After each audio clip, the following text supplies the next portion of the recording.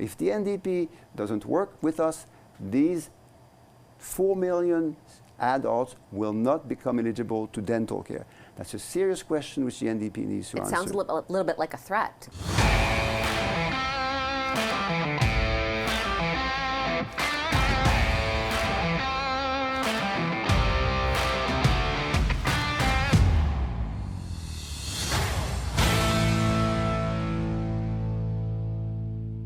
If you watched Question Period yesterday, then you saw that Pierre Poilievre was talking about a confidence motion. However, you should know that this is a brand new confidence motion that was introduced on Thursday. But before that, Greg Fergus learned that he will receive exactly zero respect from anyone in the House going forward. Let's take a look. Colleagues, as I've indicated in my ruling earlier today, the Chair has offered the Leader of the Official Opposition the opportunity to make amends regarding the words he used last week, or else I would remove questions from him during question period today. Having not received such a commitment on his part, and the member having not withdrawn his comments, I will therefore remove 3 questions from the Leader of the Official Opposition in the opening round today. So what's he talking about? So, if you recall, last week when Jagmeet challenged Pierre to a fight in the middle of House of Commons, that was in response to Pierre calling him a fake, a phony, and a fraud during his questions during question period. He is a fake, a phony, and a fraud. How can anyone ever believe what this sellout NDP leader says in the future? So, is Pierre allowed to say those words? Probably not. But here's the problem.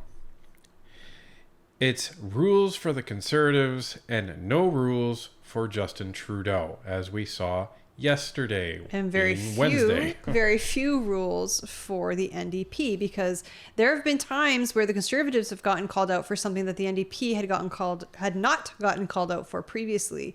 So it seems like Fergus has just really got it in for the Conservatives. Well, and this is the thing. And notice that Fergus said that he didn't receive a response back to his ruling from Pierre. So basically Pierre was just like, no, I'm not even going to be bothered.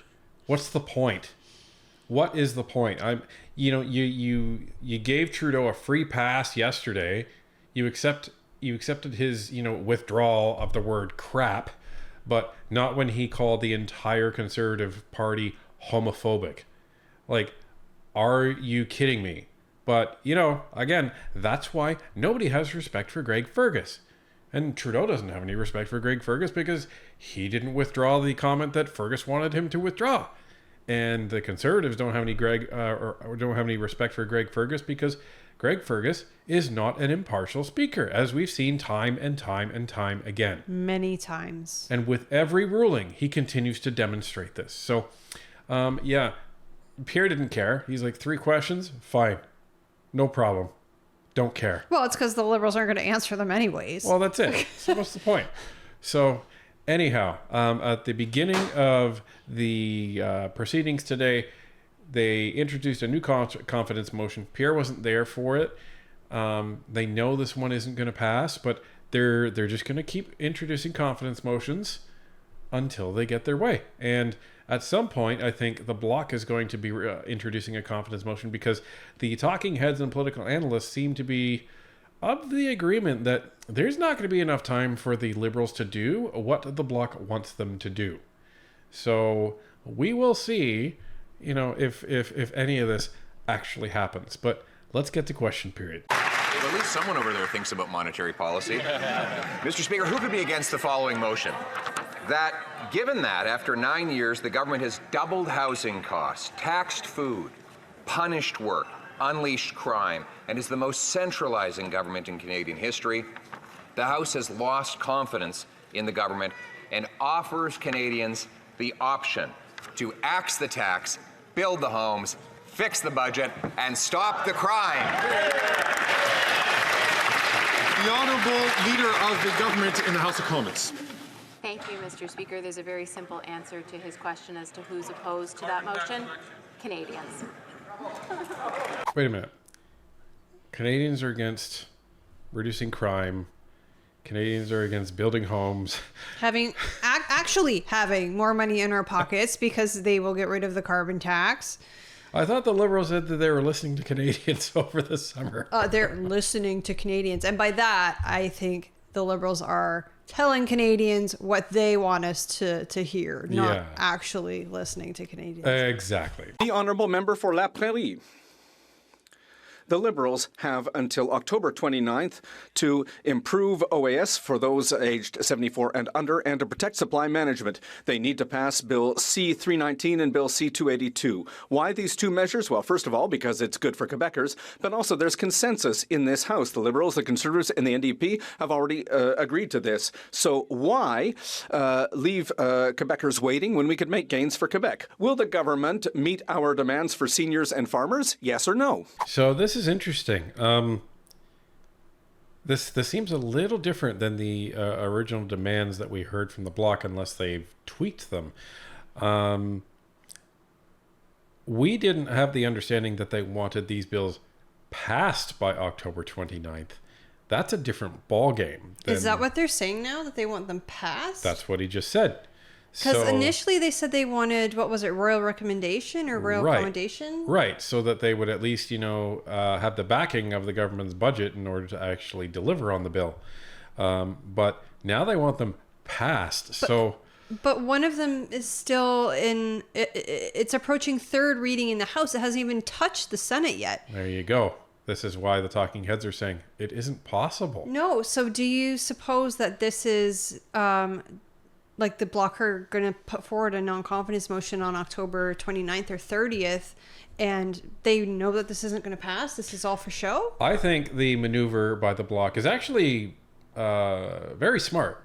And it goes to what you're saying, yes. So I think what this is the Bloc have seen that there's been a elevation in support in Quebec because the Liberals and the NDP are, crap. You can't say that. It's not parliamentary. I can say whatever I want. It's my show. So, and then, the Conservatives are gaining some competitiveness in Quebec, but that's not their battlefield. Their battlefield is basically the rest of Canada. Yeah. So I think the Bloc sees that, and what they're trying to do is now put some distance between themselves and the Liberals in some of these other ridings, because let's face it. The riding of La Salle Verdun? Yes, that's the one. Was a little too close for comfort because it was only a few hundred votes. So it looks like they are putting on a bit of a show, saying we're trying to get more from Quebec. And again, this is what the NDP should have done this spring. So they put the pressure on the Liberals and say, you have until this day. And then the Liberals won't make that deal, and then they say, oh, well, we gave them every chance that we possibly could, now we're going to an election. So that seems to be the dog and pony show that the Bloc are doing, and it's actually very smart. Yeah, it is smart, because the Liberals are expected to lose ground in Quebec, and instead of the NDP coming in to eat their lunch, the Bloc are trying to do it. Right. And the NDP gave away their leverage, so there's nothing to actually get people in Quebec for the NDP. And, Jagmeet Singh was like, well, we're the only, federal party that was actually competitive in Quebec. Well, not anymore, because the Bloc are trying to demonstrate to their voters that we're the only ones that are actually trying to do anything for Quebec. Whether you agree with it or not is actually irrelevant. So that seems to be what's happening. And Yves Blanchette also was saying that, within a couple of weeks, if we see that it's going to be impossible, we're going to start our conversations with the opposition parties. So you can bet that in the middle of October, Yves Blanchette, if there's no movement on this, he's going to be starting to chat with the Conservatives and the NDP, and they're going to try to influence an actual non-confidence vote. Minister Freeland said yesterday that the government is having conversations with the NDP and Bloc on how to help seniors. Can you clarify what conversations the Bloc has had with the government on this? Not much. It is a friendly specialty of the Liberals to say that they are having discussions and that everybody is their close friends. So far, there's been very little discussions. And as you see, there's not so much room for discussion. One thing quite important, is that between now and October 29th, we could come to the conclusion that they have not used the time being offered them to successfully go forward with the projects. And then we could know in 1 week or 3 weeks that it has become impossible.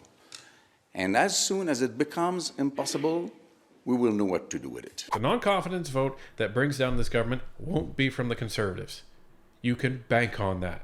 It'll either be from the Bloc or the NDP. And this is the interesting thing that you and I were discussing earlier in the day, was that I didn't realize that parties who were not the official opposition could also put forth a non-confidence motion. Mm-hmm. So it's going to be very interesting to see how this next month plays out. I think we're getting a Christmas election, folks. I really hope so. I think we are. I think, God, unless the NDP just holds it for Jagmeet's pension. Again, like the Bloc can put forward a non-confidence vote, but it's really up to the NDP, and who knows? The Honourable Minister for Seniors. Mr. Speaker, the member for La Prairie is very, very behind when it comes to support for seniors. He voted against every measure that's been taken in this House, supported by members to help seniors, including the most vulnerable seniors in Canada. And I would like to know from the member for La Prairie, what does he say to the 6,200 people in his own riding who have joined the federal dental care program? What does he say to them when they ask him why he voted against that? At least they've stopped calling it the free dental care program. Right? I suppose that's a win. Yeah, it's an improvement. But this is interesting because this is the line that the Liberals are taking over and over and over again on the Bloc. And no doubt they're getting more and more annoyed by it. They're saying, we want this motion. And then the Liberals are like, but we've given support to seniors. We gave them the dental program. And they're like, already have a freaking dental program. Like, why do we want your dental program? And this is the problem, right? So it looks like on its face that the Liberals have no intention of capitulating to Quebec's demands, which, as we said in the beginning, it would be very problematic for them to do so. Well, the parliamentary budget officer has said it's going to cost between $3 and $3.5 billion per year just for Bill C-319 alone. He's estimating over the next, 5 years, it'll cost over $16 billion. This government already has no money. Where are they going to find the money for this? And Minister Duclos was on with Vassy-Kapelos earlier in the week, where he actually issued a public threat to the NDP. Let me end quickly with dental. 18 to 64-year-old adults will become eligible to dental only in the first half of 2025. Now, if the NDP doesn't work with us, these 4 million adults will not become eligible to dental care. That's a serious question which the NDP needs to answer. It sounds a little bit like a threat to the NDP. Well, it's not a threat. They work Can you with not us work with dental other care. parties in order to move that forward? Well, there are many other things to do, but 4 million adults between 18 and 64 will only become eligible in the first 6 months of 2025. The NDP needs to decide whether these 4 million Canadians deserve dental care. He had said that if they don't vote confidence with the Liberals, they're not getting their next phase of the dental program. And that was with, if the Bloc supported them or not. Obviously, if the Bloc don't support the Liberals, then it's definitely not getting implemented because it's going to fall. But this is the thing. Are the NDP going to allow themselves to be bullied? Yes. Bullied by the Liberals? Yes, the way they have been for the past 2.5 years. Well, here's because the thing. Jagmeet Singh has no spine. Jagmeet Singh can't, he's standing up against the Conservatives, allegedly. And this is what upsets me the most, I think, is that Jagmeet Singh is willing to let all Canadians suffer just so a few Canadians can have dental care. So we'll see what happens. Leader of the opposition. Ago, I asked the government who could be against a motion pointing out that this government's doubled housing costs, tax food, punish work, and unleash crime to give Canadians the chance to axe the tax, build the homes, fix the budget, and stop the crime. And she said, Canadians are against all of those things. If that's the case, then why won't she let them decide in a carbon tax election now? The Honourable Leader of the Government in the House of Commons. you, Mr. Speaker. Mr. Speaker, it's a little sad that the leader of the opposition, having just lost a vote of non-confidence in the government yesterday, is putting forward the exact same motion today. I think it shows his desperation. Thank you, Mr. Speaker. I think it shows the desperation of Canadians that we want this government out. Like yesterday. Yeah, and you actually have a party leader acting with the wishes of most of the country. Funny that. How about that? Funny that. Yet in our previous video, we saw Jibo talking about the fact, well, not everybody's opposed to the carbon tax. There's some people that are, so, we just need to convince everybody else. But many Canadians are opposed to the carbon tax, and even left-leaning parties are starting to recognize that and pull away from it. And why are they? It's because it's bad policy. It's not good for Canadians. Well, it's making us broke. They're also hearing from their constituents that their constituents have had enough of it, so they don't have any choice but to listen to their constituents on this. So Canadians, by far, almost 3/4 are against the carbon tax. So you'd think that a responsible government would respect the will of the people. But, we don't have a responsible government, do we? The Honourable Leader of the Opposition. No, in fact, the motion specifically demonstrates that this government, this NDP Liberal government, has doubled housing costs. I found it interesting that the NDP has now discovered that they doubled housing costs. A second ago, a Montreal MP stood up to point to a young woman, Pascal, who can no longer afford to rent, much less to own, after housing costs have tripled in that city. When I was housing minister, rent was $700 in Montreal, and we built almost 200,000 units. Mr. Speaker, why can't the NDP put their actions where their words are and vote for a carbon tax? The Honourable Parliamentary Secretary to the Minister of Housing, Infrastructure and Communities. These slogans are clever, but they are empty, Mr. Speaker. It's empty rhetoric on the other side as always. In fact, he should take a look at the CMHC's report from today that puts a spotlight on Montreal, 106% increase in rental construction. Why is that, Mr. Speaker? Because GST has been waived by this government to ensure greater supply, to incent builders during a difficult time. He has no idea how to incent that sector. He's good at running around the country and insulting mayors, putting a spotlight on the homeless, but coming up with no ideas on that. It's more right-wing populism. They have nothing to say, Mr. Speaker. There's that word again. Populism. But at least he's running around the country instead of jetting all over the country. Just saying. But yeah, right-wing populism. Okay, so center-right leaders listening to what the majority of Canadians want and then implementing it. What a bad thing. Awful. What a terrible thing. Absolutely awful. How could we elect such a government? Oh, democracy is doomed, folks. Absolutely doomed. Seriously, though, the Liberals think that the answer to the housing crisis is rental units. Well, that's a part of it. Canadians want affordable homes that they can buy. They want single family units. Not many Canadians like living in condos. Some do, and there's nothing wrong with that. If you're one of the people that do, that's awesome. But by and large, especially young families want to be in a single family home. Well, and here's the thing. You know how long it takes to construct a high density rental apartment building? A long time. Years. Many years. So, let's get those people into those rental buildings, as soon as the next decade comes around. But anyway, as we said, the Liberals, they're you can see they're out of gas. Like, they're done. There's nothing there. And you can smell it in the water. The opposition sharks are starting to circle, and sooner or later, Jagmeet's caucus is going to have to force him